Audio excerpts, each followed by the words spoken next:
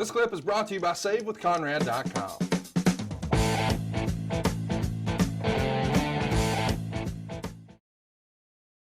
Let's talk about somebody else who you did need. Stone Cold Steve Austin. Well, okay, he's not Stone Cold and he's not even stunning. He's the Ringmaster. And Meltzer would say he's backstage at the pay-per-view. He's going to debut at Raw the very next night, and he's given the $1 million belt and he's using the sleeper as a finisher. Meltzer writes, in a funny moment, he started doing jumping jacks while wearing the belt and the belt fell off him.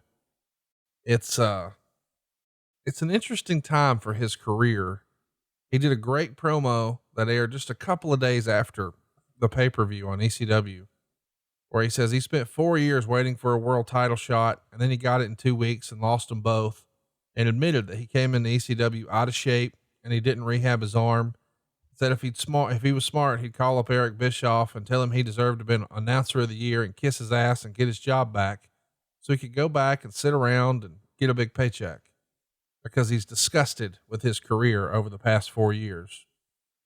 Really good sort of shoot style promo that shows you what he's capable of when he's not handed a silly script and just sort of does his thing and lets his real personality shine through. But these early days of Steve Austin, long before he's Stone Cold, you're involved in this segment too, with the $1 Million Man and the belt and the sleeper. What can you tell us about it? You know, obviously he got in the game and it clearly worked out, but it's hard to imagine seeing this first scene that this is going to wind up becoming what it is.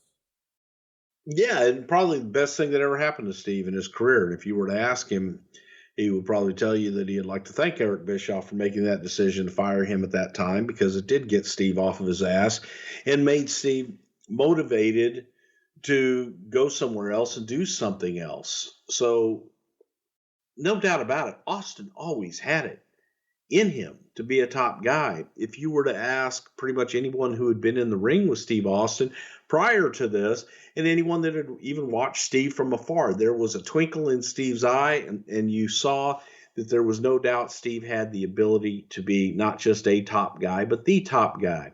For whatever reason, didn't happen.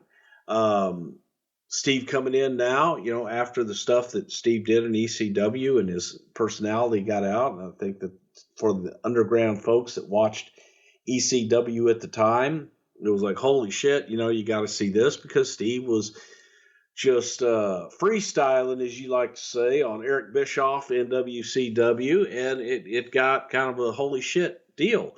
But Steve coming in as the Ringmaster, it was, a wrestler's gimmick is how we looked at it, and looking for something a little different with Steve, but wanted to bring him in with his own championship right up top, with the $1 Million Championship with DiBiase, give him instant credibility, get him into the mix on top right away, because we knew that once Steve got there that he would deliver, and that you didn't need to have the normal build, if you will, because you put him with a guy like DiBiase right off the top, and it gave him instant credibility. What'd you think of his opening segment with Brother Love? I thought it was excellent. I thought it was fantastic. Originally laying that thing out, Vince didn't want Steve to say anything and wanted DiBiase to do all the talking. Speaking to Paul Heyman that day, Paul is the one that said, Bruce, put a microphone in his hand and let him talk. So Steve asked me during the day, says, hey, I've got something I'd like to say. And, can I finish up and do this promo in the middle of the deal? I said, well, Steve, we're live. And if you got a spot in there, go for it. And Steve went for it. So I thought it was excellent. The whole, he tapped into the Brother Love and put your hand on the TV and, have your hand touch my hand and all that shit. And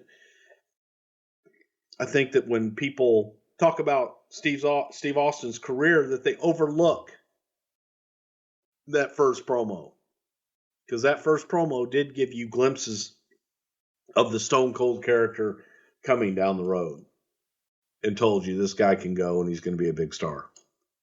Hey, it's Conrad Thompson. Thanks for checking out the podcast here on YouTube. Be sure to hit the subscribe button and the notifications bell so you get a notice anytime we upload some new content. And go save yourself some money right now. If you're in a 30-year loan or you have credit card debt, it's not a matter of if I can save you money. It's a matter of how much. Find out right now for free at SaveWithConrad.com.